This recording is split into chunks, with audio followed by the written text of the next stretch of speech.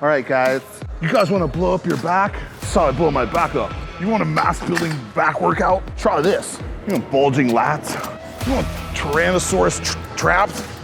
You guys want lats like Dorian Yates with half the work and half fucking genetics? You want to figure out how to not work hard, get big? You want, this is the shortcut channel.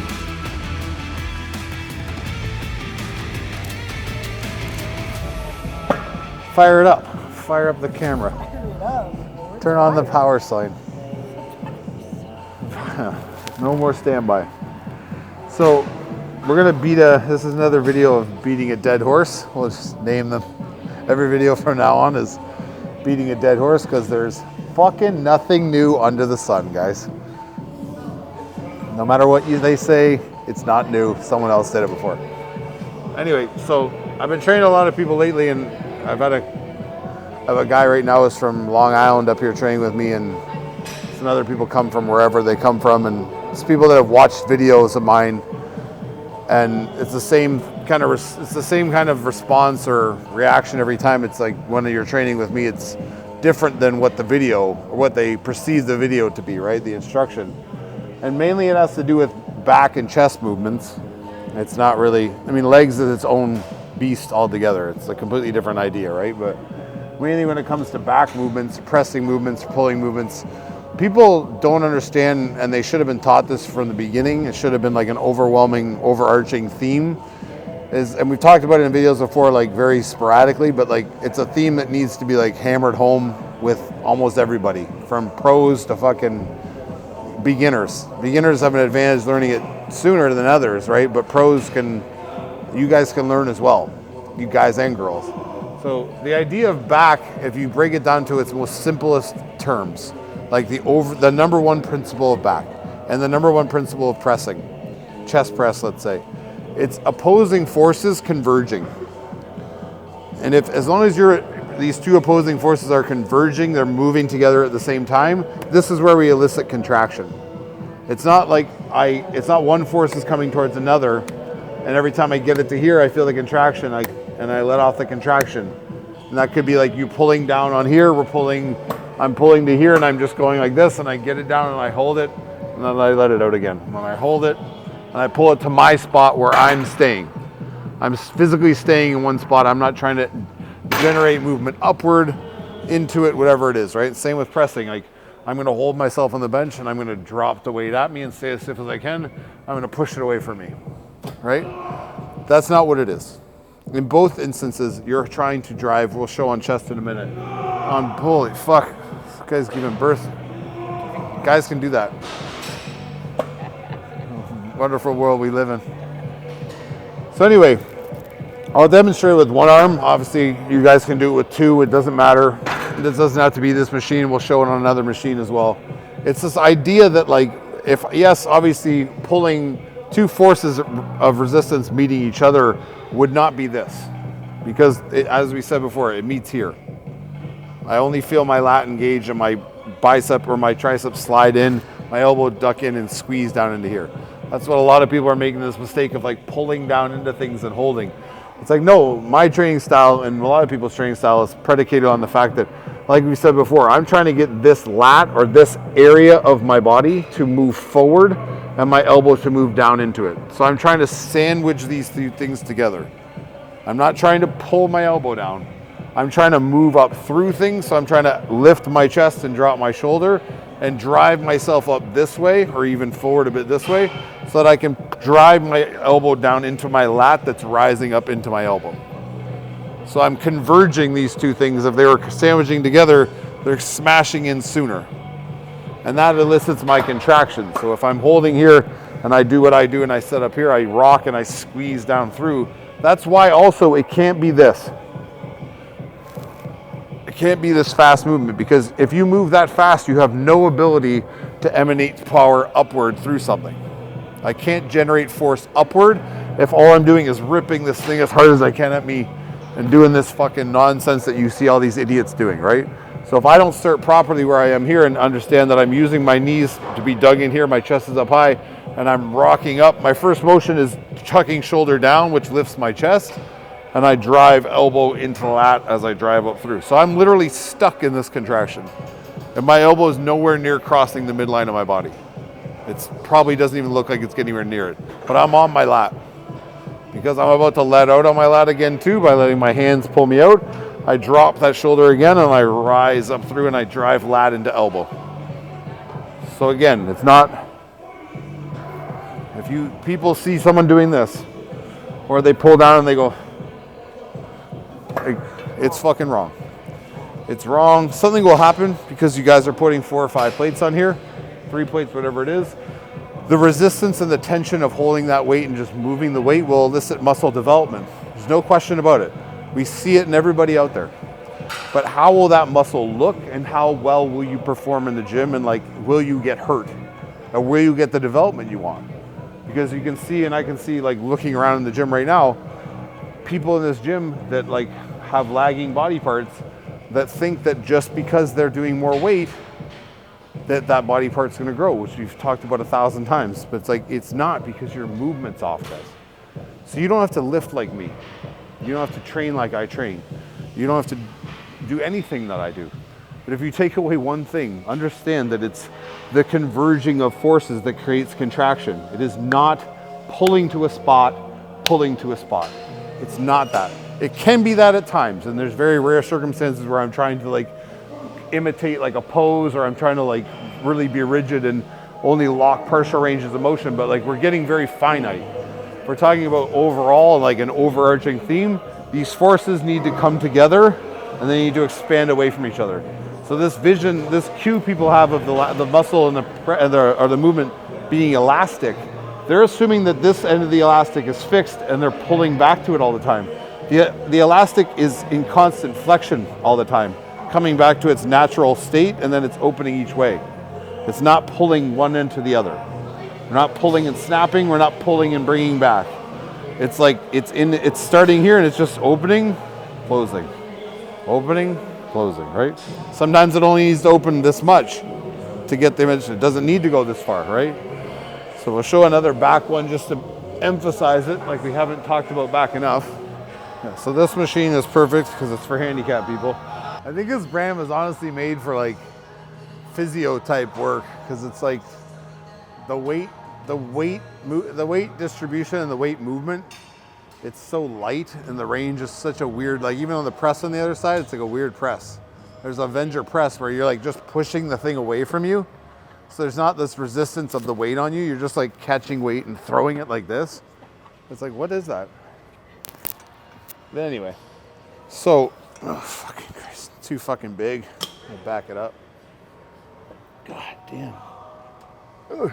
Anyway, so this idea of opposing forces again here. So when you guys and girls, maybe not have this in your machine, but it's the same for every row. Can you still hear me? Yeah. No, hear me.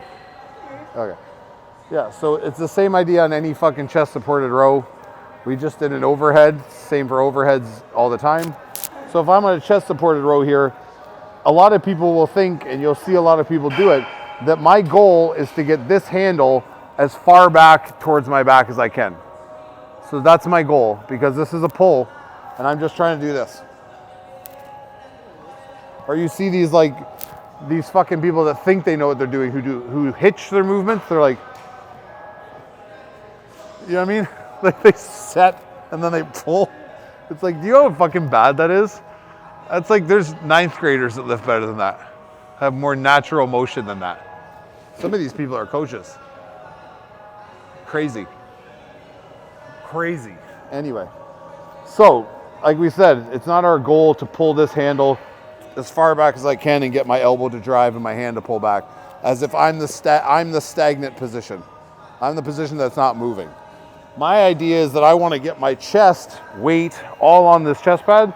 So when I pull, it literally feels like I'm doing this. I'm not doing this, disclaimer. It literally feels like I'm doing this through the weight. I'm trying to pull myself through this chest pad in the same manner that I would pull myself forward, but I'm not going to move. So I'm pulling myself back and locking into here. So as soon as I start pulling, I'm putting pressure, opposing pressure into this. I'm pulling this, I'm driving into this. So I'm pulling this back, I'm driving my chest forward at the same time, which is going to elicit me being able to swing and squeeze into a spot. As you can see, it's drastically slower than I'm trying to put pressure and slide into the same time, so I get stuck here in my lat. When this weight gets heavy, I might only be able to rock to here, but my lats are open and I'm rocking. And since I'm creating so much pressure here and so much chest drive forward, I'm squeezing into that back sooner. I don't need to get the range that I need to get, that perceived need to get, because this fucking machine is built properly. So if you see idiots on this machine or idiots like it who are in here going like this, it's like, this is the lightest machine in the world, guys. You can put 6 plates on there and do this. It's hinged, it's going up. It goes up. So when you pull up, guess where it wants to go? Right up with you.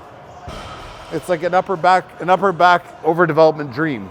But if I set myself here and I'm low in my elbow, and I'm driving this low elbow into my low lat and dragging back through my lat, I'm setting down, rocking through. So I'm keeping pressure down on hand, down on elbow, into lat, while I'm driving my lat towards the handle, right?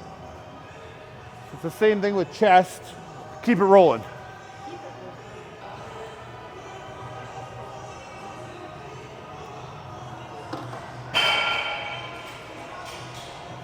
This fucking kid. This fucking kid's slamming the weight on like leg extensions. Like, it's leg extensions, bro. Like, take it easy, man. Take it easy, fucking Cutler. Fucking Olympia's fucking 6 months away. So, it's the same idea on this. Oh my God, I hate this fucking machine. Can never get it right. So, as we see in other videos too, people will say that I'm the point of force or the point of contact for this tension that's building right here. So I should say still. I should just be flat or be here and just press away my hands and create this immense tense pressure on my arms and shoulders, because I squeezed out and felt my chest at the very top, because I just controlled to a range and then I squeezed my chest out, because people are like, oh, I don't want to work my shoulders too much.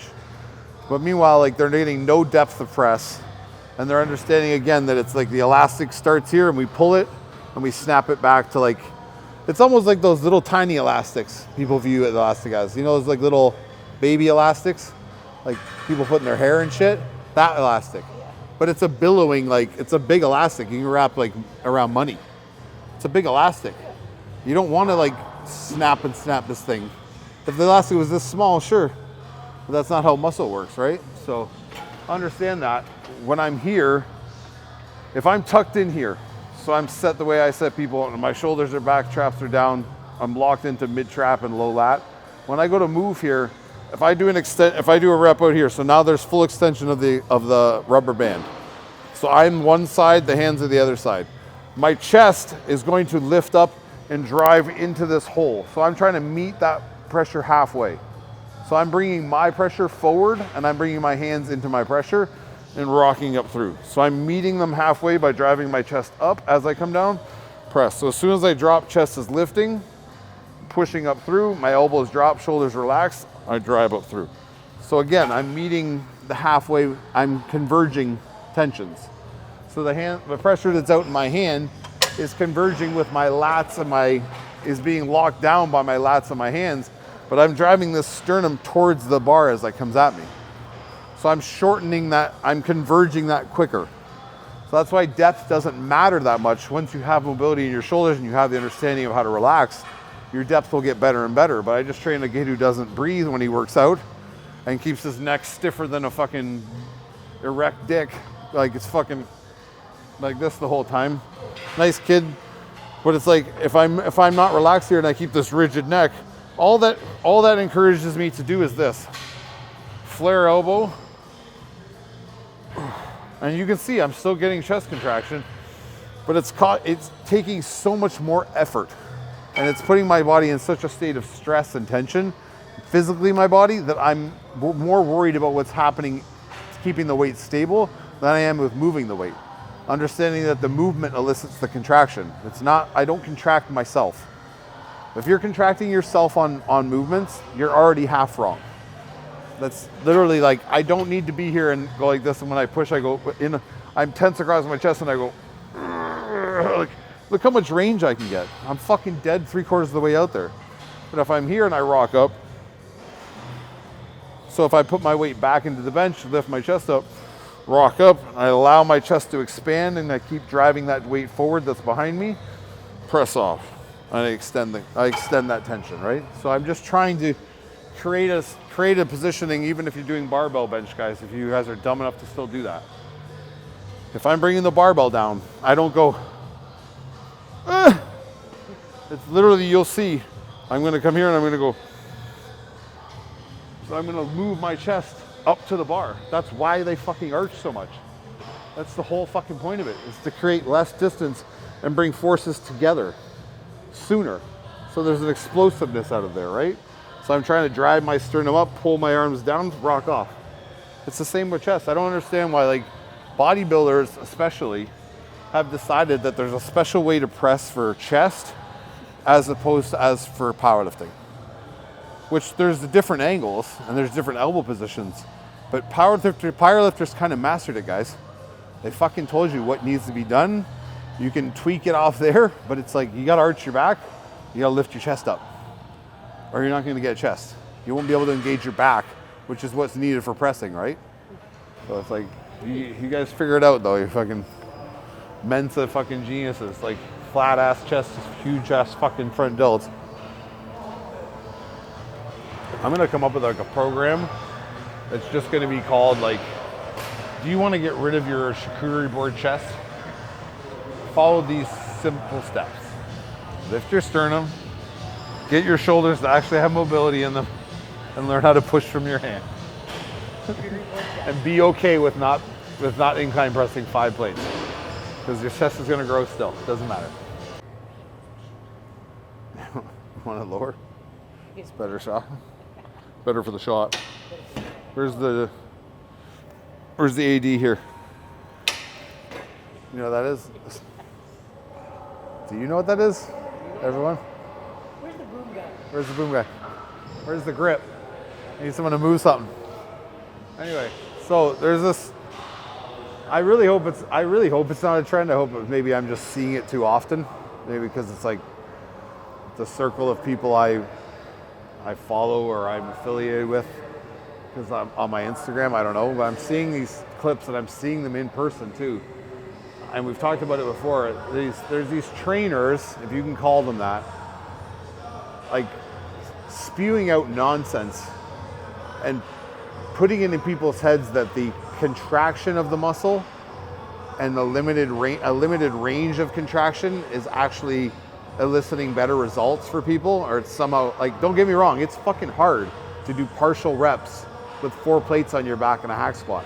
It's also a really great way to rip your patella tendon off and fucking tear a quad or fucking fuck up your knee. It's a really good way to do that. Like, it's even better at that than building muscle. But I'm seeing this more and more often, and because it's hard and because it seems to be new and because an individual is explaining it and making it seem scientific, it's fooling people, because bodybuilders, let's just face it, you guys are not hard to fool. You'll buy into anything that's like deemed to be like the next big thing, because it just sucks to have it be understood that like your goals are just hard work and consistency. You just have to do the same shit all the time. The monotony is in the details. The devil's in the details, yes, but monotony is king. Like, I have to just keep doing the thing over and over and over again, and I'll get results, right? Provided everything's good form-wise and technique-wise, not hurting yourself. But I saw one of the most ridiculous things I've seen the other day. I won't say where I saw it or when, but I saw this person training a person on shoulder press. Okay, so everyone knows how I train. Like, it could be the standing one, it could be the seated one. It doesn't matter. The foundation of what was being taught is what's awful. So as a normal shoulder press, you'd want to set up here. You'd want to stack your elbow underneath your palm. You'd almost want to be locked into lower lats, traps depressed down, scapula down. And I'd almost want to either stay still and press up, or I'd want to get some movement and rock through things and have myself extend through higher. That's a proper shoulder press. There's no debating that. You can start at the top and you could break and you could do half reps, but the key idea is that this elbow is just a folding, it's just a folding joint. It's not a supporting joint. My hands are doing the work and I'm just rocking up through hand. My arm follows a path based off my hand pressure. The person I saw the other day, I'll demonstrate on one side so you can see, had the person locked out both sides, don't get me wrong. Had the person set down, this is a seated press, so their angle was like even weirder, it's behind them. And told them to hold up as high, hold their shoulder out as high as they could, and then break their elbow open, and then just slam their elbow in. So the idea was to push the elbow out, and then push the elbow back in, hyperextension style. Like, if you believe that to be effective, you're a moron. That's moronic. That's literally going to hurt someone one day. It's gonna fucking really fuck someone's elbow up. Even if you don't hurt them, like me doing that right now with no fucking weight on here, jerking my elbow in and trying to imagine my elbow popping out this way and pushing back this way and popping out this way. Like, guys, if you're being taught that and in your brain that makes sense to you, it's like, just feel free to hit yourself in the head with a hammer because you're dumb as rocks, right? Like, just go run into a wall and knock yourself the fuck out. Because like, it's so far from being anything that's normal. And some of the fucking idiocy I see, like, I see it in person. I'm not trying to rag on people in this gym. There's a lot of people in a lot of gyms everywhere doing a lot of weird shit. I saw some weird shit when I was in fucking Detroit on the weekend. So it's happening everywhere. It's not like it's exclusive to where I am. It's like this nuanced stuff, or this like stuff that if you see a trainer, or if your trainer is one of these people who has something new to show you all the time, oh, we're gonna try this today because da da da da. One, they didn't think of it, someone showed it to them and they're copying them and they're probably brutalizing it. Or it's just completely moronic because the person they're listening to is a fucking moron as well. So they have no place teaching people anything. They're just making stuff up because they need to think of new stuff to have people be interested in what they're doing because they don't know the basics of lifting. Because the basics of lifting and form are pretty worldwide universal. Like, you definitely shouldn't lock your elbow out on a press this violently at all. Even me right now, I don't like doing that. My body's like, stop doing that. You definitely shouldn't come up from a press and lock your legs out as hard as you can, slam your fucking knee back with 4 plates on your back. You definitely shouldn't do that. And after you slam your knee back from that, you shouldn't push your pressure out on your knees the whole way.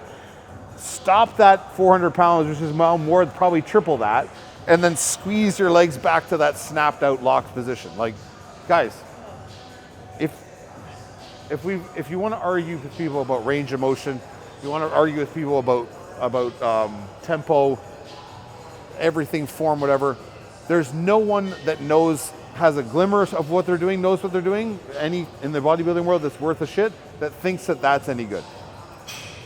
So what does that tell you? If you're the only one doing it, don't think you're special. Think like, yeah, but you don't do that because it's really stupid. It's like Alora filming with her lens cap on. We did the whole video with the lens cap on because it was like, we just wanted people to listen to what we said. It was different. It was really edgy. It was like, no, it was stupid. You couldn't fucking see what we were talking about. Like, this isn't radio.